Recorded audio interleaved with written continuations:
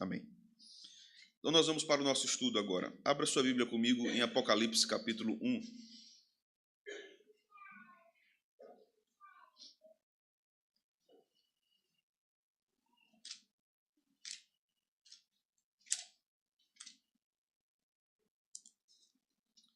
Nós vamos ler o versículo 4 do capítulo 1.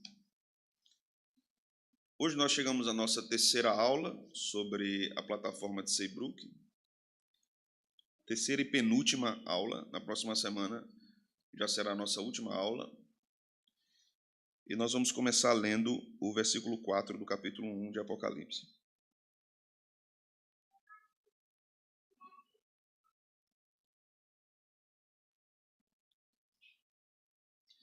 João às 7 igrejas que se encontram na Ásia. Graça e paz a vós outros, da parte daquele que é, que era e que há de vir, da parte dos 7 espíritos que se acham diante do seu trono. Amém. Vamos orar? Ó Deus, te pedimos a tua bênção sobre nossos estudos, que o Senhor nos edifique, que não sejamos apenas informados, mas sejamos edificados, conduzidos à sabedoria acerca da comunhão das igrejas particulares, das igrejas locais. Que o Senhor nos dê a tua bênção sobre o que nós vamos refletir. É o que nós te pedimos no nome de Cristo Jesus. Amém. Meus irmãos, hoje nós vamos estudar do artigo 8 ao artigo 11 da plataforma de Seybrook. E o artigo 8 começa nos dizendo o seguinte: afirmamos que numa igreja particular, na qual surja qualquer dificuldade, pode-se achar motivo para convocar um conselho das igrejas associadas do circuito ou região a qual pertence, antes de procederem à sentença. Contudo, não há a mesma liberdade para um irmão ofensor convocar o conselho da associação, antes que a igreja a qual pertence proceda à excomunhão no referido caso, a menos que haja consentimento da igreja. Esse artigo é muito interessante porque ele diz o seguinte: se uma igreja congregacional, que é o nosso contexto, está enfrentando alguma questão irresoluta no seu meio, com grande dificuldade de resolução, esta igreja pode solicitar o auxílio de uma associação ou de associações. Naquele período, como no nosso, isso se daria através do encaminhamento de um documento. Então, por exemplo, se uma igreja está tendo uma dificuldade doutrinária com um pastor, então é difícil para a igreja lidar diretamente com o pastor. Se os presbíteros já tentaram e não há diálogo, então qual é o caminho que a igreja pode trilhar? Não é obrigatório, mas ela pode trilhar. Ela pede o auxílio da associação, ou do conselho da associação. Então, isso não é uma quebra do congregacionalismo. Essa é uma solicitação de ajuda à comunhão das igrejas. Ali certamente deverão ter igrejas maduras, sábias, lideranças, que possam ajudar essa igreja que está enfrentando uma dificuldade. Mas a plataforma também diz que isso não pode acontecer com respeito a um membro. Certo? A solicitação que vai para a associação é da igreja toda, que encaminha um documento, aprovado em assembleia de preferência, para pedir ajuda. Um membro que está sofrendo, por exemplo, uma sanção disciplinar na sua igreja local, não tem autoridade de solicitar a intervenção da associação de igrejas. Isso acontece no contexto presbiteriano, mas não no contexto congregacional.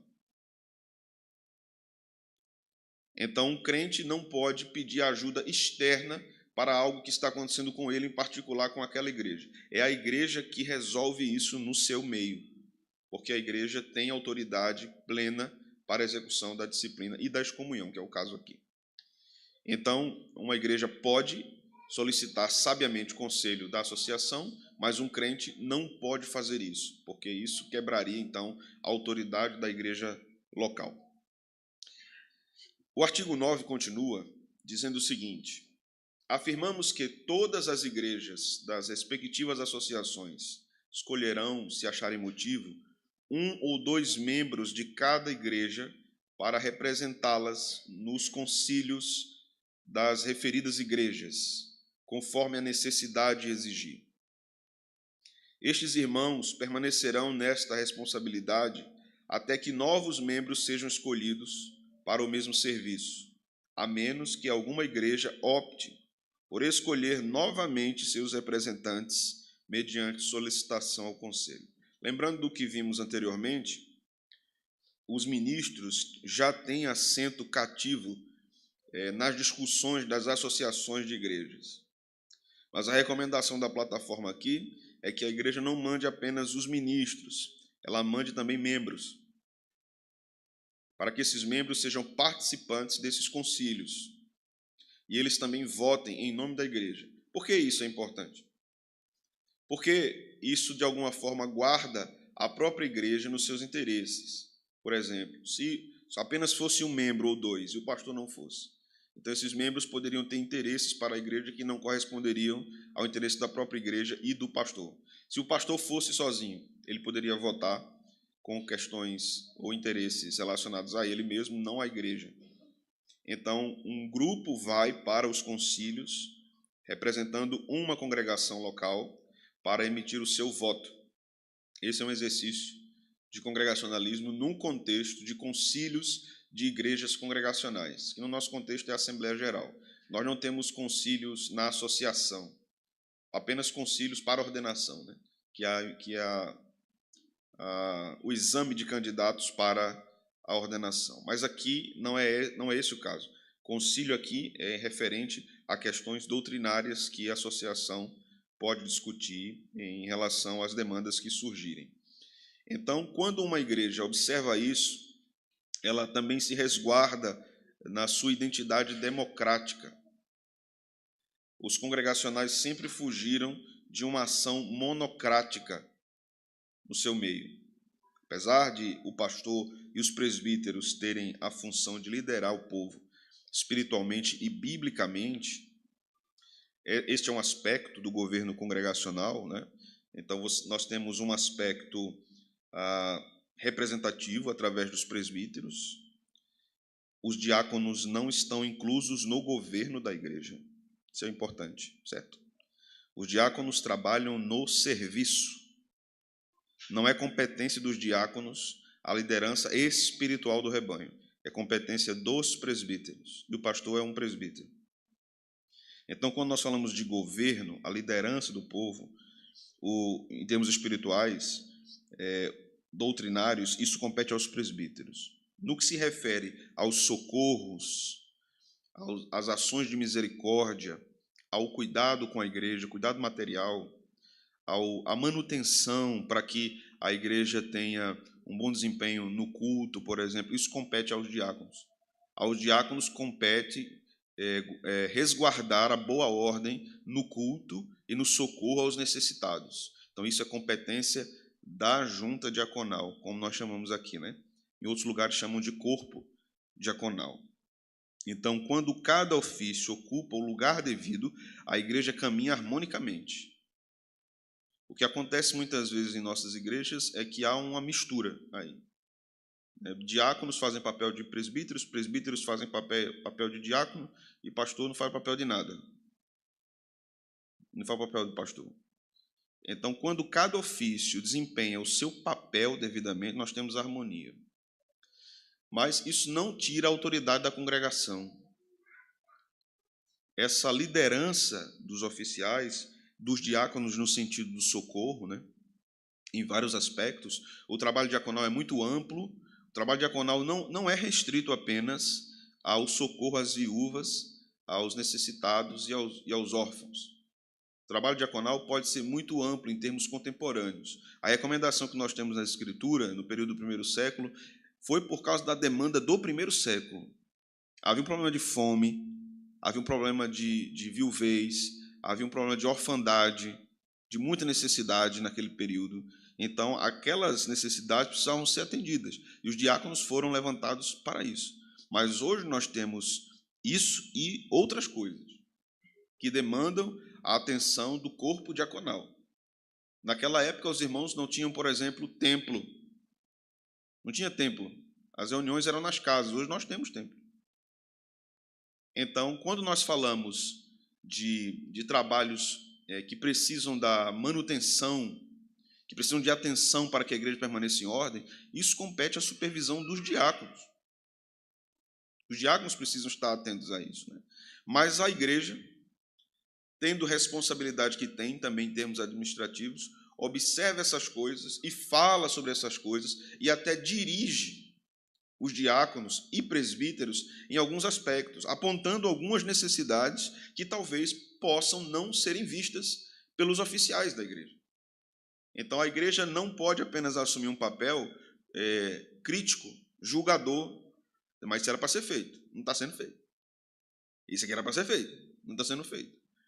Aí não conversa com nenhum diácono, com nenhum presbítero, e não conversa com o pastor. Então, a igreja tem a responsabilidade de apontar as necessidades para que os ofícios também operem. Por isso que aqui os membros precisavam ser encaminhados também para os concílios, para que eles estivessem inteirados das discussões conciliares, para que não chegasse novidade na igreja e que a igreja não teve nenhuma participação no julgamento daqueles casos, né? Alguma dúvida até aqui, irmãos? Ok? Artigo de número 10. Deixa eu ver aqui se é isso mesmo aqui. Afirmamos que o ministro ou ministros dos concílios das cidades, ou onde não houver ministros nessas cidades, os 2 ministros mais próximos da referida cidade deverão, assim que for conveniente, designar hora e local para a reunião dos presbíteros e delegados das igrejas na referida região, a fim de que se formem uma ou mais associações, notificando a hora e o local aos presbíteros e igrejas daquela região, que comparecerão à convocação. O que fica muito claro o texto, né? Se uma região não tem uma associação, pastores que estão mais próximos dessa região, mas que fazem parte de outra associação, ajudam a montar esta associação, convocando previamente os presbíteros e as igrejas para a formação de uma associação de igrejas congregacionais, a fim de que haja uma organização dessas igrejas naquele contexto, naquele circuito ou condado. Os pastores operam um papel fundamental na organização de todos esses casos, porque eles são as pessoas, inicialmente, competentes e que entendem da administração da igreja ou das igrejas para convocar essas igrejas para ajudá-las. Em todo o documento nós vamos perceber o esforço de pastores e de igrejas em ajudar outras igrejas. Veja que isso é um ensinamento para nós muito importante e que nós precisamos observar. Porque no nosso congregacionalismo, as igrejas são absolutamente distantes. Elas não se relacionam. Mesmo nas reuniões de associações, as questões que são tratadas geralmente não têm a ver com a vida das igrejas, a vida particular das igrejas. Então, há um distanciamento muito grande, inclusive por falta de identidade teológica. Então, você tem uma igreja reformada, você tem outra pentecostalizada, você tem outra neopentecostalizada, e por aí vai. As nossas igrejas congregacionais deixaram há muito tempo, inclusive, de serem igrejas tradicionais, o que já é uma perca muito grande.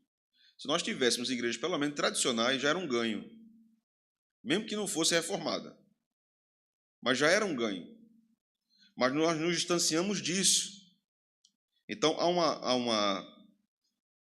um problema generalizado na saúde dessas igrejas que impede que essas igrejas caminhem juntas. Como é que soluciona isso? Me diga aí. É muito complicado. É muito complicado.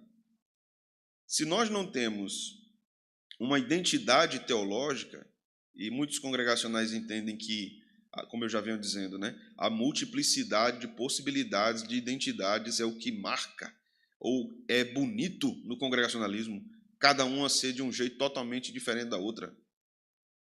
O que se assimilou foi isso.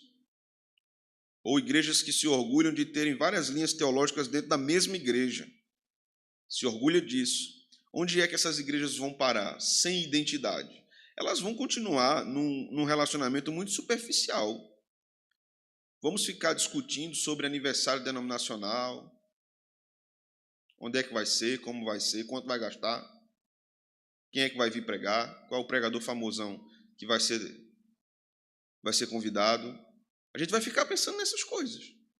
Ou a gente vai ficar apenas meramente conversando sobre quando uma igreja está sem pastor, como é que vai ser lá, quem é que vai para lá, vamos mandar quem, vamos ter a eleição da nova diretoria. Então, vai ser basicamente isso, que são coisas que precisam ser tratadas, mas diante da urgência do que as igrejas precisam, são coisas irrelevantes.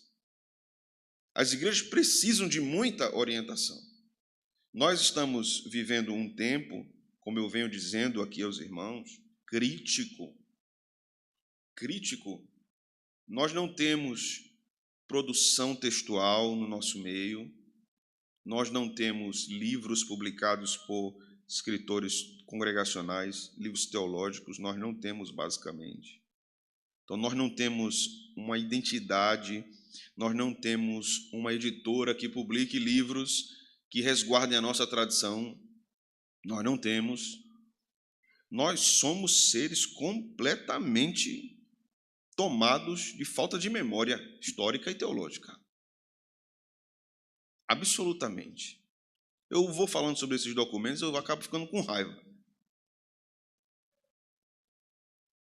Porque nós estamos muito distantes, irmãos. Vocês percebem? Quando nós falamos aqui do século XVIII e nós olhamos para o século XXI, a gente pergunta assim, o que foi que aconteceu? Porque quando a gente olha para eles, parece que eles estão lá no século XXI. E a gente está lá atrás. Porque eles pensavam com tanta segurança sobre essas coisas e nós não sabemos nem por que caminho vamos. Por onde a gente vai? Como é que vai ser? O que é que está acontecendo? Nem a gente entende o que é que está acontecendo nas nossas igrejas. O caminho é um só. Se igrejas não forem sólidas doutrinariamente, elas vão se perder. Elas vão se perder. O artigo continua. Tanto os presbíteros quanto os delegados, assim reunidos em conselho, como também qualquer outro conselho aqui permitido, terão poder para encerrar, conforme necessário, pelo espaço de um ano, após o início ou a primeira sessão do referido conselho, mas não mais que isso. Voltando ao slide anterior e pegando esse, os membros que forem enviados para o concílio, eles podem ocupar essa função dada pela igreja por mandato. Isso pode ser determinado pelo concílio, ou poderia ser nesse contexto, ou determinado pela igreja. A igreja podia mandar um grupo um ano, no outro ano mandar outro grupo, ou um grupo ser permanente por algum tempo. Mas quando o texto fala aqui nessa segunda parte do capítulo 10, ou do artigo 10, nós vamos perceber que o concílio pode suspender as discussões ou suspender a reunião por um ano apenas, mas não mais do que isso, porque os problemas das igrejas precisam ser discutidos. A questão aqui era muito prática, senão vai ter um acúmulo de assuntos infindáveis quando nós nos reunirmos novamente. Então, como é que a gente vai ajudar? Como é que a gente pode ajudar essas igrejas? Lembrando que nessa época havia muita falta de ministro, como há hoje. Haviam faltas terríveis de ministros, de pastores que ocupavam 2 púlpitos, 3 púlpitos, muitas vezes nas igrejas, porque elas não tinham pastores. Então, pastores pastoreavam mais de um rebanho para tentar ajudar as igrejas. Continuando. E aquele ministro que foi escolhido na última sessão de qualquer conselho para ser moderador, deverá, com o conselho e consentimento de mais 2 presbíteros, ou, no caso de morte do moderador, quaisquer 2 presbíteros da mesma associação, convocar outro conselho dentro da região, assim que julgarem necessário. Todos os conselhos podem prescrever regras, conforme a ocasião exigir, para o bom desempenho e administração ordenada dos diversos atos a serem atendidos por eles, ou assuntos que estejam sob sua responsabilidade. Veja que interessante. As associações tinham uma ligação, mas elas também tinham uma autonomia. Elas podiam produzir documentos próprios para necessidades próprias daquelas associações, necessidades daquelas igrejas.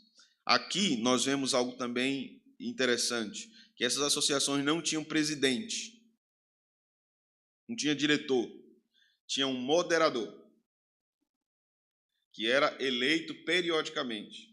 Então o conselho ia se reunir, o moderador precisava ser estabelecido. Mas os congregacionais inicialmente não tinham uma ideia de presidência ou diretoria executiva. Isso foi algo que surgiu com o tempo e se fortaleceu muito no Brasil. O congregacionalismo brasileiro tem essa ideia de que nós precisamos de uma hierarquia de liderança. Então, você tem as associações, você tem o presidente. Você tem a diretoria geral, você tem também um presidente. Você tem os departamentos de diversos, você tem também presidentes. Então, são várias associações de cunho diferente dentro da mesma denominação para melhor administração desses departamentos. Em parte é produtivo, em parte é confuso, muito confuso, né? Que os congregacionais me perdoem. Que os congregacionais me perdoem. Mas eu entendo que essa necessidade foi surgindo pelo próprio caráter do congregacionalismo brasileiro. Não tinha como ser diferente, porque mesmo quando Calley sai do Brasil, na cabeça dos brasileiros ele ainda era o presidente. Porque ele foi quem começou. Então havia uma referência, né? Calley era uma referência. Sara era uma referência. Então nós nutrimos essa visão. Agora, isso não foi alimentado por Calley, viu? Vale aqui a ressalva. Isso não foi alimentado por ele. Quando ele sai, não, vocês conduzem. Mas o povo tem essa visão. O brasileiro tem isso. O brasileiro tem essa natureza. Então, quando nós estudamos a nossa história lá atrás e vamos observar que a prática não era essa, nós vamos perceber aqui um caminho maior de maturidade. Por quê? Porque, aqui uma curiosidade, por que os congregacionais no século XVII e XVIII tinham tamanho grau de maturidade doutrinária e organizacional e nós não temos? Por quê? Algumas coisas precisam ser ditas. Que gerou isso? No século XVI nós temos a reforma acontecendo dentro da Igreja Católica Romana, né? A Igreja Romana é uma igreja extremamente organizada, em termos de liderança, em termos das suas sessões, das suas operações, da sua hierarquia. Ela é extremamente organizada. Então surge, posteriormente, a Igreja Anglicana, na Inglaterra, que é da onde os congregacionais vão surgir.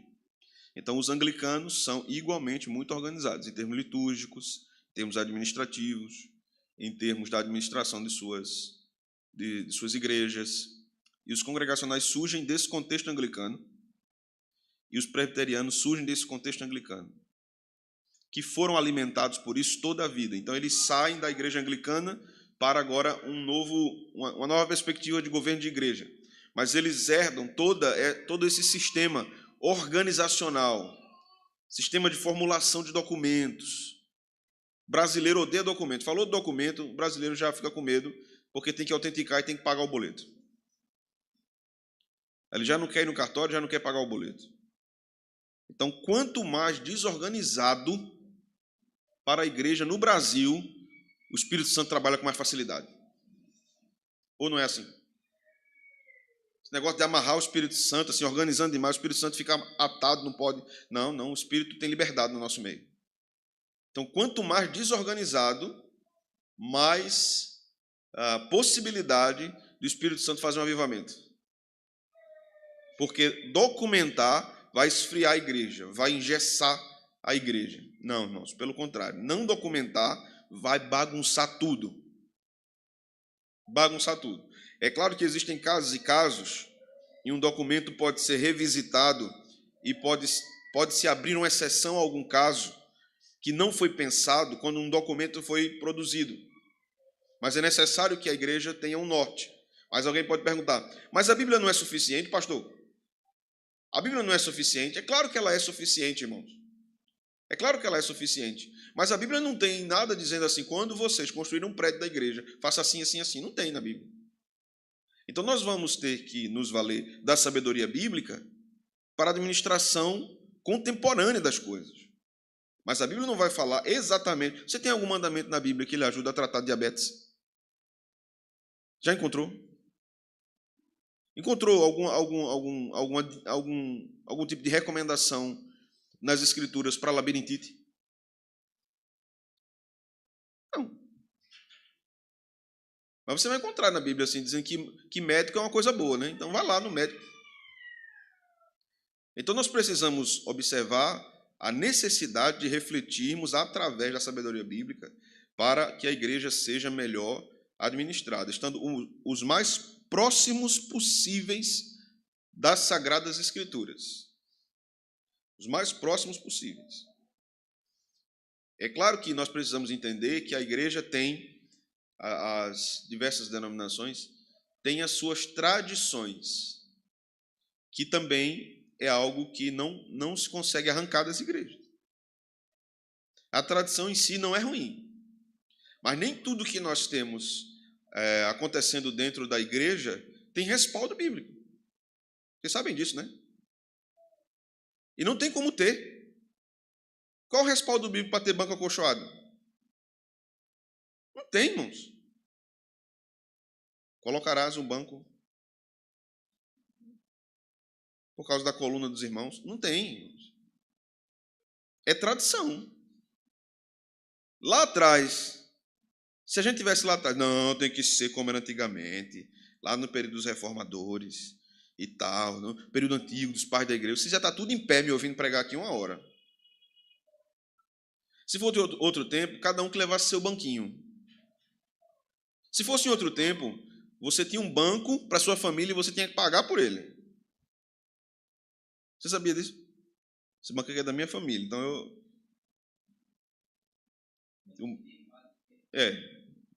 E tinha os rebeldes, né, que sentavam no banco dos outros. Então, são tradições que permeiam as igrejas. Não há nenhuma prescrição bíblica para nós termos projeção. Microfone. Não tem. São tradições. Qual é a prescrição bíblica para um ministro usar paletó? Todo servo de Deus, se for pregar o evangelho, pregue de paletó. Não tem, é tradição. Nós precisamos entender isso. Agora, o que é ofensivo ao evangelho, isso não pode estar presente na vida da igreja. O que é ofensivo, o que não ofende, não faz mal. O que não ofende, não faz mal. Então, as igrejas precisam refletir sobre isso, como as nossas igrejas, como aqueles irmãos antigos também refletiram sobre isso, né? Então, a administração das igrejas deve ser de modo ordenado, deve ser de modo responsável.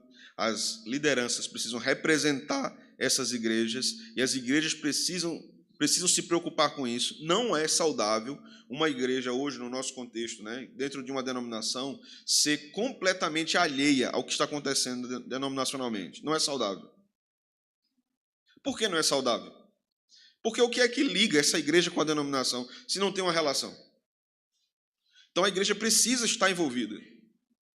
O ministro precisa estar envolvido. Eu não digo em cargos denominacionais, mas ele precisa estar inteirado do que está acontecendo denominacionalmente. E a igreja precisa também estar envolvida nisso. Então, qual é o procedimento no nosso tempo? Vai um grupo de delegados da igreja, vai o pastor da igreja, vai presbíteros da igreja para uma assembleia geral. Quando eles voltam, qual é o procedimento sábio? Um relatório para a igreja. Aconteceu isso, irmãos. Foi assim, assim, assim, assim. É assim que tem encaminhado a nossa denominação, para que a igreja esteja completamente consciente de onde ela está, em termos geográficos, denominacionais, né? Onde ela está.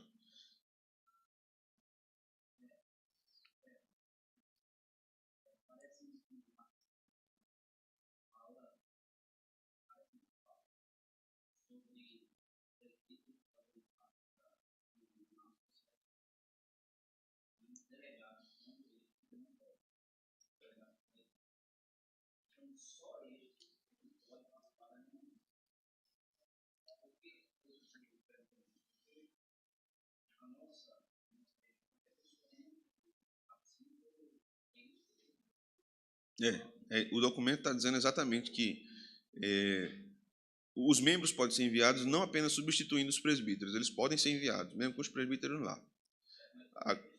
Não, tem que ser encaminhado pela igreja. Tem que ser encaminhado pela igreja. Então, a igreja levanta,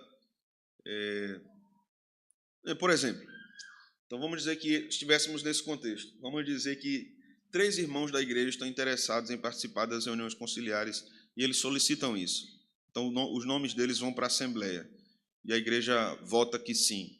Então, eles são enviados como delegados, junto com os oficiais, né, da igreja.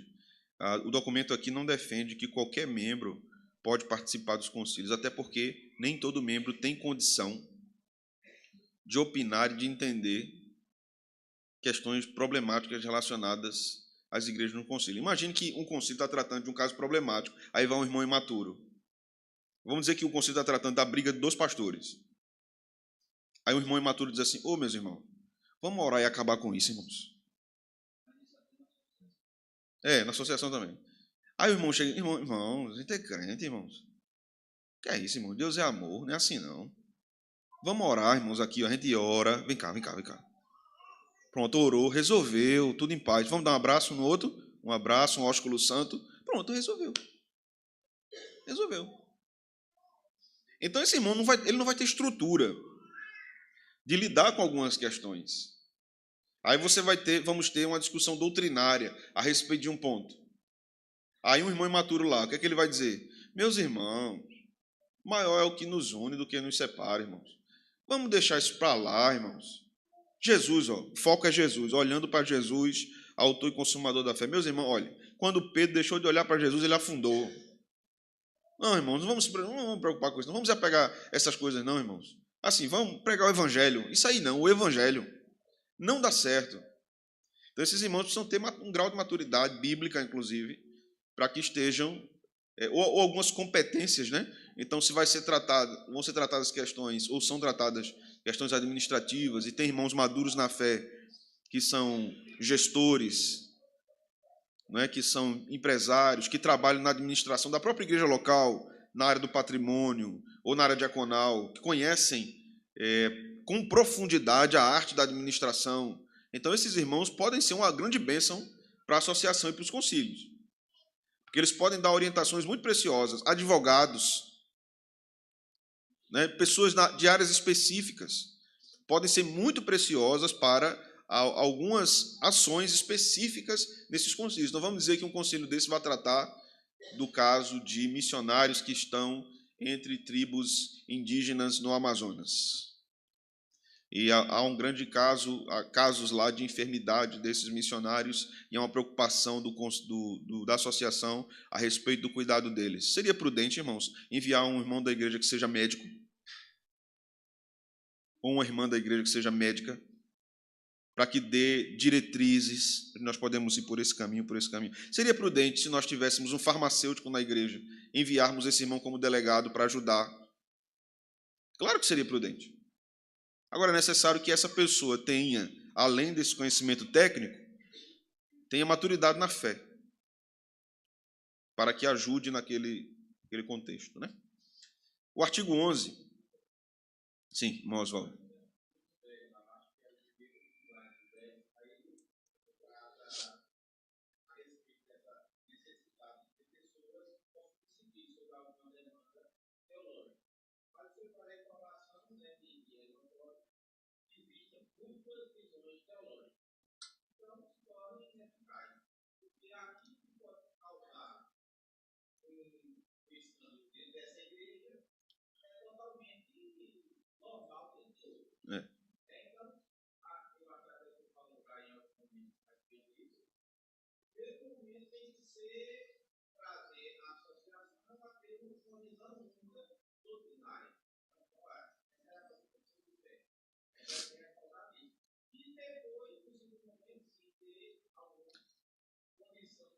Pois é.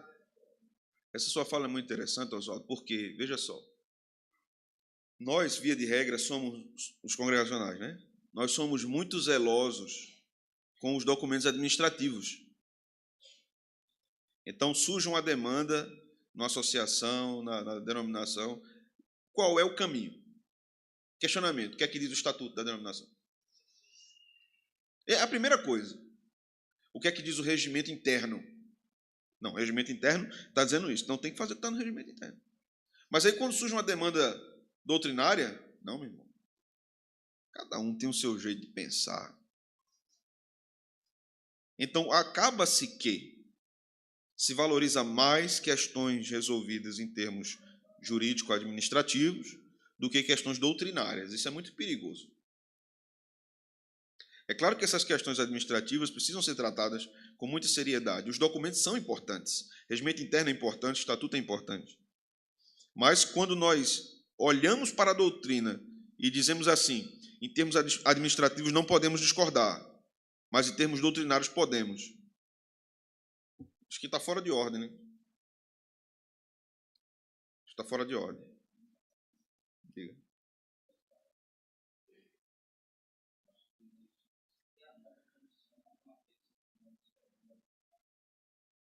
Nós vamos tratar disso. Luciano.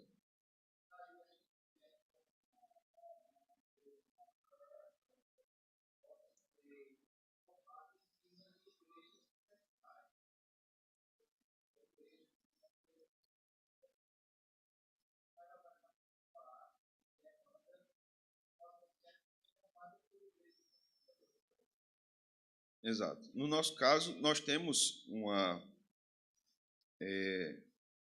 uma declaração de fé, que são os 28 artigos, né? Mas como eu venho dizendo aos irmãos, os 28 artigos, eles atendem a uma demanda daquele período de plantação de igreja. Então, haviam certas questões que não foram contempladas, porque não eram demandas do momento. Eu não quero emitir juízo de valor por que Dr. Calley não fez isso. Há quem diga, reza a lenda, de que ele escreveu uma confissão de fé mais reformada do que os 28 artigos. Mas que é o santo grau. Está escondido em algum lugar. Um dia aparece. Se tem, um dia vai aparecer. Mas quando nós observamos, por exemplo, os hinos do Dr. Calley, os hinos de Dona Sara, nós vamos ver uma teologia reformada substancial. Substancial. Então, o que me intriga é por que o Congregacionalismo brasileiro continuamente afirma que é caleiano, guarda o pensamento de Calley, mas não observa essa doutrina reformada mais apurada ou mais específica, vamos dizer assim, contida nos Salmos e Hinos. Ainda que não esteja, por exemplo, nos 28 artigos, você não tem um artigo sobre o dia do Senhor, mas Dona Sara escreveu um hino sobre o dia do Senhor. Ela escreveu. E o que ela diz ali é a perspectiva reformada, clássica, sobre o dia do Senhor. Não é nenhum pensamento inovador ou alternativo sobre o dia do Senhor. É uma perspectiva clássica. Então, por que isso não é levado em consideração? E, ao mesmo tempo, se afirma que estamos guardando a tradição caleana. Então, essas provocações precisam ser feitas. Isso precisa via superfície. Porque, às vezes, só se dá um viés na história do congregacionalismo brasileiro e você só tem uma perspectiva, quando, na verdade, você pode ter outra. O historiador tem uma leitura particular quando ele examina os fatos. Essa história de que história é imparcial, não é imparcial. O historiador tem suas inclinações. Agora, o que acontece é que existem muitos historiadores muito honestos, que mesmo tendo outra perspectiva, ele mostra o fato. O fato é esse. Eu penso diferente, mas isso aqui aconteceu. Mas, em muitos casos, você tem, principalmente na história do congregacionalismo brasileiro, uma tendência. Uma tendência. Então, a vinda de uma declaração de fé é muito bem-vinda para que a coisa comece a mudar, né? Mas deixa eu concluir aqui para vocês poderem almoçar hoje. Artigo 11. Afirmamos que se qualquer pessoa ou pessoas ordenada e devidamente denunciada a um conselho, ou que sejam testemunhas de tais queixas, tendo notificação regular para comparecer, recusarem ou negligenciarem fazê-lo, no local e hora especificados na advertência dada, a menos que forneçam alguma razão satisfatória ao referido conselho, serão julgadas culpadas de desacato escandaloso. Lá no artigo 7, eu acho, nós estudamos já sobre isso. Aqui o texto está tratando de que se há alguma dificuldade está sendo tratada entre as igrejas e o conselho, que é essa junção de líderes capazes numa associação, que está tratando um caso, chamar uma pessoa, um pastor ou um grupo, e esse grupo não atender o chamado prévio, datado e localizado, sem uma satisfação, isso é pecado de desacato e é escândalo. O mesmo princípio se aplica à igreja local.